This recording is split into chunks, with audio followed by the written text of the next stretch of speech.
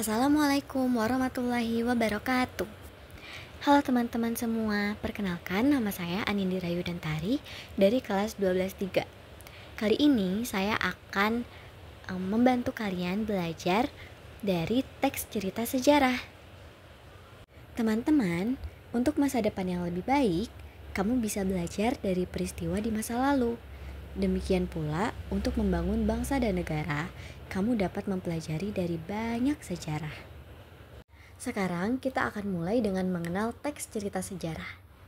Teks cerita sejarah merupakan teks yang mengisahkan tentang fakta, peristiwa, kejadian, cerita hidup manusia dengan mengolah fakta sejarah sebagai latar terjadinya peristiwa. Sekarang kita akan lanjut ke ciri teks cerita sejarah. Ciri teks cerita sejarah itu berisi fakta, teks disajikan secara kronologis atau urutan kejadian, lalu bentuk teks berupa cerita ulang, next, struktur teks orientasi, urutan peristiwa, dan reorientasi, lalu yang terakhir menggunakan kata hubung atau konjungsi temporal. Lalu selanjutnya kita akan belajar jenis teks cerita sejarah. Ada dua jenis teks cerita sejarah, yaitu teks cerita sejarah fiksi dan teks cerita sejarah non-fiksi. Teks cerita sejarah fiksi yaitu cerita sejarah yang tidak nyata dan imajinatif. Jalan ceritanya disusun berdasarkan kisah dari dunia nyata dan disajikan berdasarkan sudut pandang pribadi pengarang. Dapat berupa novel, cerpen, naskah drama, dan legenda.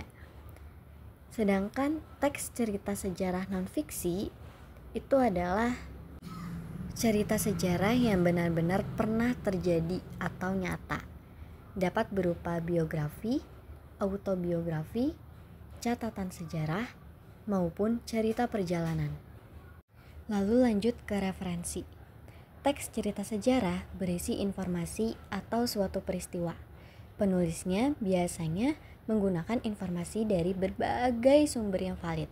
Kamu dapat memanfaatkan berbagai sumber referensi baik cetak maupun daring. Di antaranya kamus, ensiklopedia, dan Teraurus. Kamus adalah buku yang mendeskripsikan makna kata atau ungkapan dan menjelaskan konteks pemakaiannya. Ensiklopedia merupakan karya rujukan yang berisi keterangan atau uraian tentang berbagai hal di bidang ilmu pengetahuan. Dan Thesaurus adalah buku yang memuat daftar kata atau ungkapan dan bertalian makna. Lalu lanjut ke struktur teks cerita sejarah.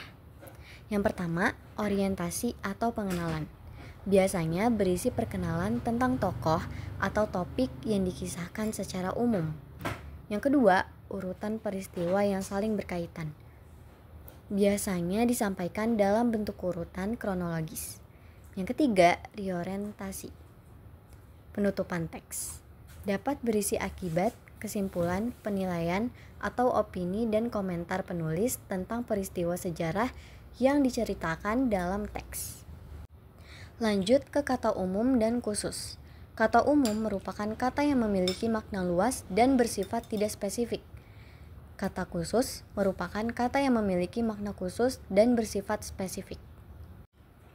Teman-teman, kamu harus cerdas dan hati-hati ya menyaring informasi yang diterima. Caranya dengan memisahkan fakta dari opini yang disajikan penulis. Lalu mencari informasi sejenis di lebih dari 3 sumber dan membandingkannya, lalu menarik garis besar informasinya. Lalu mengecek keaslian informasi di situs resmi. Yang terakhir, mencari tahu latar belakang penulis atau redaksi media massa yang menyebarkan informasi.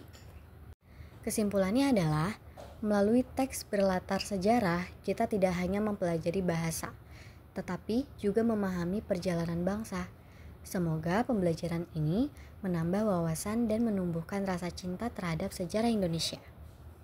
Sekian dari saya, semoga dapat membantu teman-teman semua dalam belajar ya. Dan jangan lupa untuk subscribe dan like video ini dan channel ini. Terima kasih teman-teman.